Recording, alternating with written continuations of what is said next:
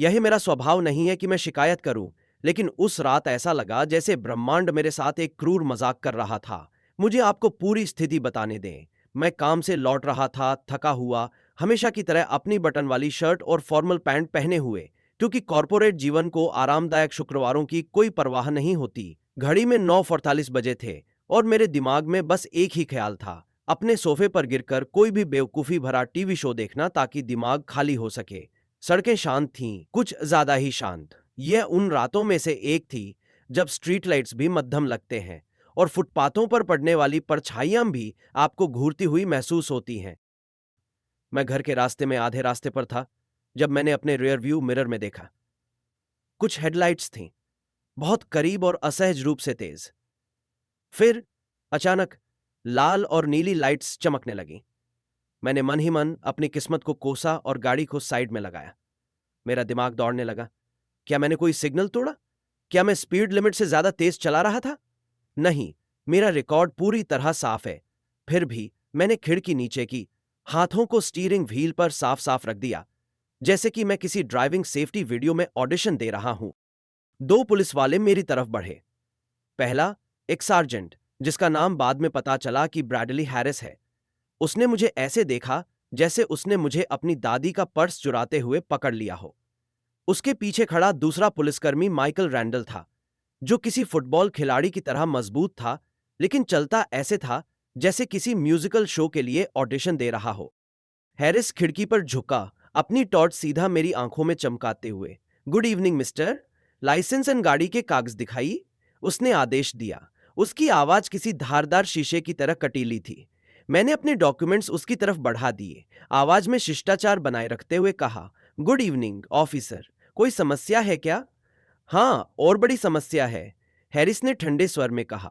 उसने कोई और जानकारी नहीं दी, बस रैंडल को इशारा किया, जो पहले ही मेरी कार का चक्कर लगाने लगा था, जैसे कोई शार्क शिकार की गंध सूंघ रही हो। अब तक मैं शांत रहने की कोशिश कर रहा था, लेकिन कुछ ठीक नहीं लग रहा था। मेरी गाड़ी एकदम साफ थी और मेरे पास परेशान होने का कोई कारण नहीं था। लेकिन ये दोनों ऐसे बर्ताव कर रहे थे जैसे मैं किसी बैंक डकैती के बाद भागा हूं। फिर वह हुआ जिसकी मुझे जरा भी उम्मीद नहीं थी। रैंडल ने बिना पूछे, बिना किसी वारंट या अनुमति के मेरी कार का ट्रंक खोल दिया, जैसे कि वह उसकी खुद की संपत्ति हो। मेरा दिल धड़क उठा जब उसने जोर से कहा, ओह ओह, देखो यहां क्या मिला। हैरिस ने मुझे कार से बाहर निकाला, जरूरत से ज्यादा जोर से पकड़ते हुए। अब मैं ठंडी सड़क पर खड़ा था, मेरी कलाई में हथकड़ियां थीं और वे दोनों मेरे ट्रंक से एक बैग निकाल रहे थे, जिसे मैंने पहले कभी देखा भी नहीं था।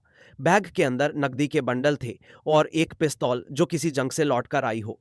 यह क्या बकवास है, मैंने कहा, बैग को ऐसे घूरते हुए जैसे वह किसी पल फट जाएगा। हैरिस ने हंसते हुए कहा, यह हम पता लगाएंगे, लेकिन थाने में। रुको, ये मेरा नहीं है, मैंने चिल्लाया। मेरी आवाज में घबराहट झलकने लगी। मेरा दिल इतनी तेजी से धड़क रहा था कि मुझे लगा कि वे भी सुन सकते हैं, लेकिन वे परवाह नहीं कर रहे थे। वे तो एक दूसरे को ऐसे ताली मार रहे थे जैसे उन्होंने कोई जैकपॉट जीत लिया हो। रैंडल मुस्कुराया, हाँ हाँ, सब यही कहते हैं। उन्होंने मुझे अपनी पुलिस गाड़ी के पीछे धकेल दिया और मैं आपको बता दूं, उस गाड़ी के अंदर की गंध ऐसी थी जैसे गलत फैसलों और उससे भी बुरी नीयत की महक हो। रास्ते में मैंने सुना कि वे मजाक कर रहे थे। तुम्हें क्या लगता है ये 1 घंटे के अंदर टूट जाएगा? रैंडल ने पूछा। है, ये लोग तो कागजात भरने से पहले ही सब उगल देते हैं, हैरिस ने हंसते हुए जवाब दिया। मेरे जैसे लोग? मैंने सोचा। ओह, मैं जानता था कि उसका क्या मतलब था।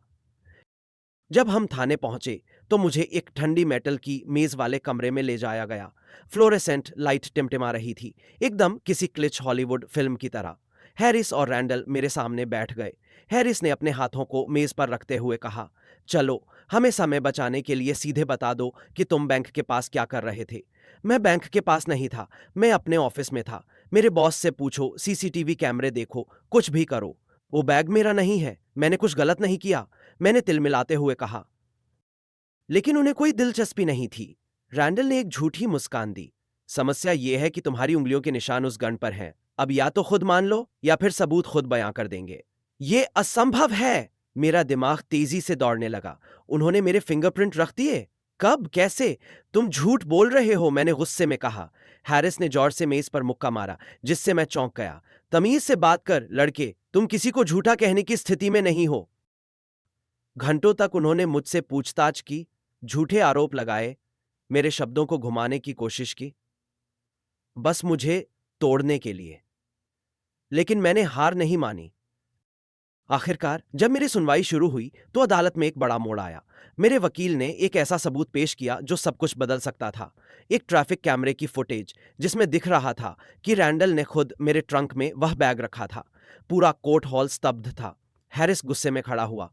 यह झूठ है, वीडियो नकली है। लेकिन अब बहुत देर हो चुकी थी। जज ने दोनों पुलिस वालों को तत्काल हिरासत में लेने का आदेश दे दिया। जब मैं अदालत से बाहर निकला, पत्रकारों ने मुझसे पूछा, कैसा लग रहा है भ्रष्ट पुलिस वालों को बेनकाब करके? मैंने मुस्कुराकर जवाब दिया, न्याय हुआ है। लेकिन मैं जानता था कि लड़ाई अभी खत्म नहीं हुई थी। दुनिया में ऐसे कई और भ्रष्ट लोग थे और मेरे पास उनका पर्दाफाश करने के लिए बहुत काम बाकी था।